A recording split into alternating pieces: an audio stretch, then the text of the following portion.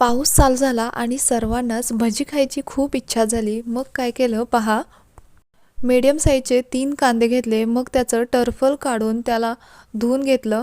आता सर्व कांदे उभे पातळ असे चिरून घ्यायचे.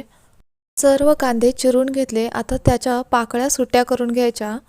आता या सुट्ट्या केलेल्या पाकळ्या एका बाउलमध्ये काढून घ्यायच्या. त्यामध्ये 4 चमचे बेसन घालायचं, तिखट, मीठ, हळद, ओवा घालायचा, थोडीशी कोथिंबीरही घालायची. मग कडकडीत गरम केलेलं 2 चमचे तेलाचं मोहन घालायचं. हाताला चटका बसू नये म्हणून चमच्याने याला मिक्स करून घ्यायचं. नंतर थोडं थोडं पाणी घालून याचं घट्टसर असं बॅटर बनवून घ्यायचं. कांदा पिठामध्ये व्यवस्थित कोट होईल इतपत यामध्ये बेसन घालायचं. थोडंसं अजून बेसन घालून याचं घट्टसर असं बॅटर बनवून घेतलं. आता गॅसवरती कढईमध्ये तेल चांगलं गरम करून घ्यायचं. मग त्यामध्ये अशी सुट्टी सुट्टी भजी सोडून घ्यायची.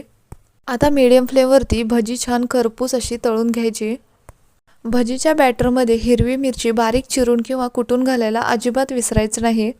मिरचीनेच भज्यांना चव छान येते. एक बॅच तळून झाली. आता दुसरी बॅच अशाच प्रकारे तळून घ्यायची आणि गरमागरम भजी तयार झालेले आहेत. आता मोबाईल बाजूला ठेवण्याआधी चॅनेलला लाईक, शेअर, सबस्क्राईब करायचं आणि गरम गरम चहा भजीसोबत बाहेर पडणाऱ्या पावसाचा आनंद घ्यायचा.